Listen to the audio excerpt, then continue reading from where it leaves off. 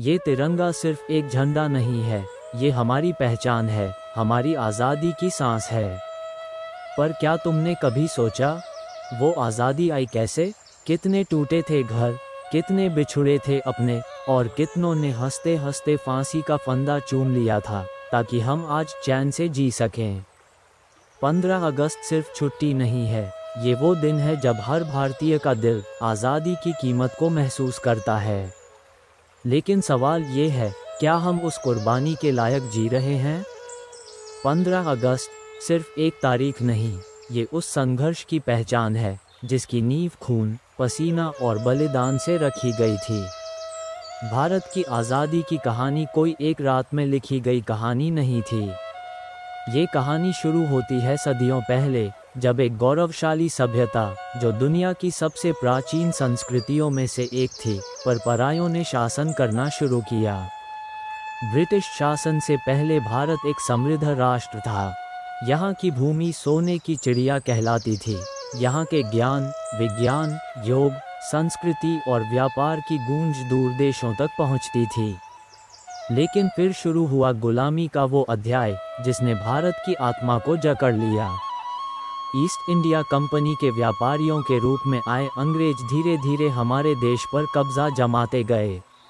उनकी नीति थी डिवाइड एंड रूल, और इसी नीति के तहत उन्होंने भारत को जाति, धर्म, भाषा और क्षेत्र के नाम पर बांट दिया। ब्रिटिश शासन में भारतवासियों पर अत्याचार आम बात थी। कर प्रणाली इतनी कठोर थी कि किसान अपनी ज़मीनें खो बैठते थे। उद्योगों को बंद कराया गया ताकि भारतीय बाजार केवल ब्रिटिश सामान से भरे जा सकें। शिक्षा व्यवस्था ऐसी बनाई गई कि भारतीय अपने ही इतिहास, संस्कृति और भाषा से दूर हो जाएं। लेकिन इसी अंधेरे में कुछ ऐसी चिंगारियां उठीं जिन्होंने आज़ादी की लौ जलाई। 1857 का पहला स्वतंत्रता संग्राम, इसे भारत का पहला विद्रोह कहा गया। मंगल पांडे ने अंग्रेजी सत्ता के खिलाफ जो गोली चलाई, वो भारतीय स्वतंत्रता की पहली गूंज थी। इसके बाद एक कई क्रांतिकारी इस लड़ाई में कूद पड़े। कोई कलम से लड़ रहा था, कोई तलवार से। बाल गंगाधर तिलक ने कहा, स्वराज मेरा जन्मसिद्ध अधिकार है और मैं इसे लेकर रहूंगा।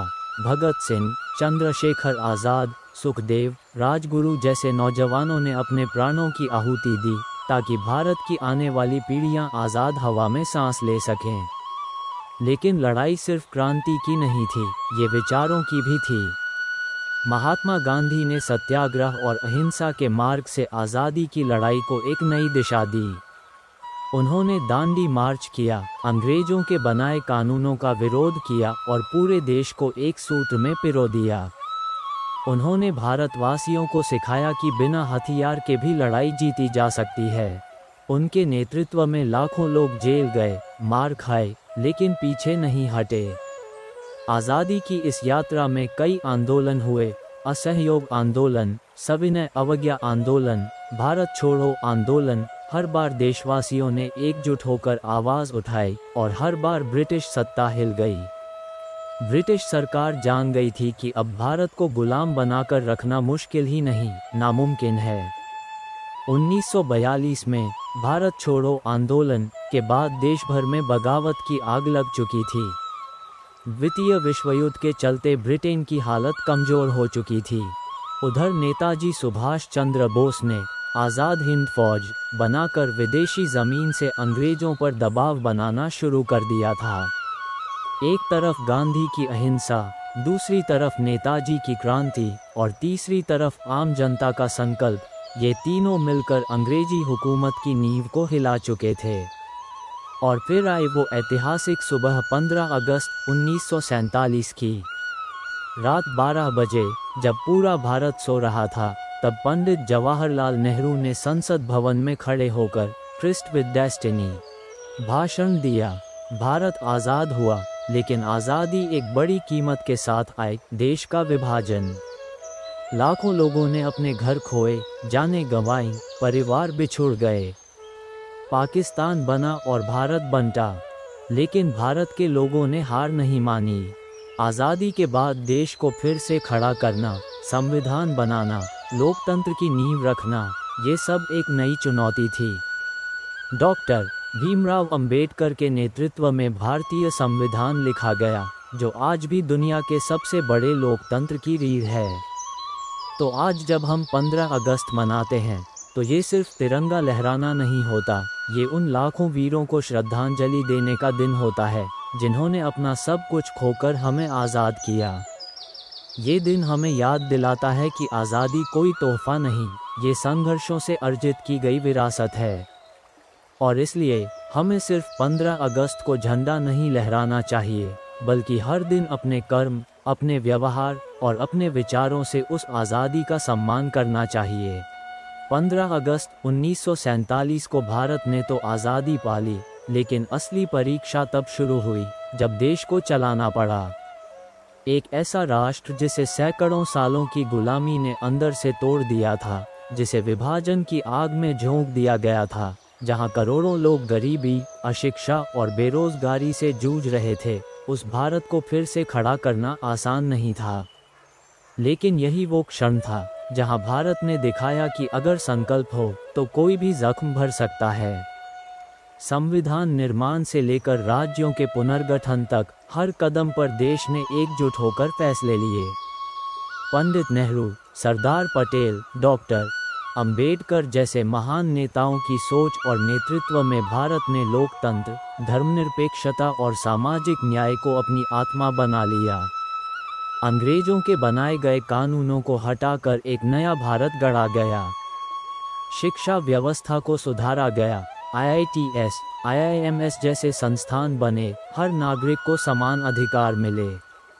लेकिन क्या आज़ादी पाने के बाद हमारी जिम्मेदारियां खत्म हो गईं?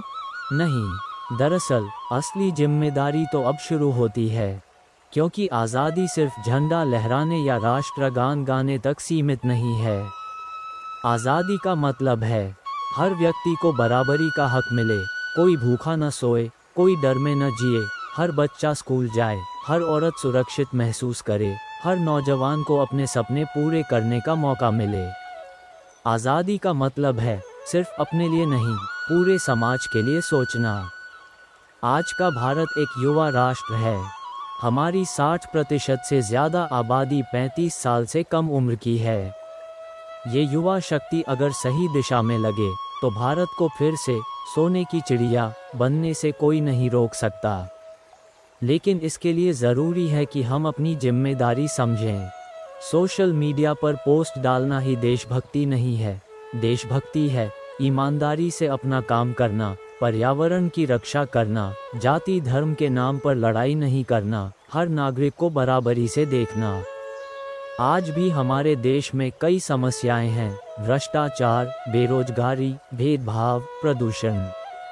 लेकिन अगर हर भारतीय तय कर ले कि वो बदलाव लाएगा, तो ये देश सिर्फ बेहतर नहीं, दुनिया का नेतृत्व करेगा।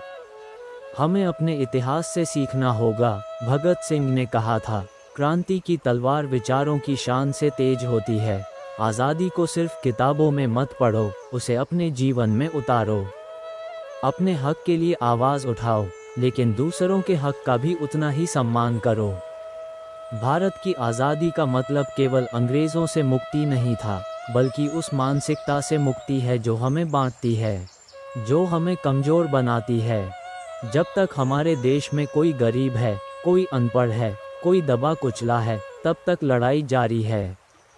क्योंकि असली आज़ादी तभी होगी जब हर भारतवासी खुशहाल होगा।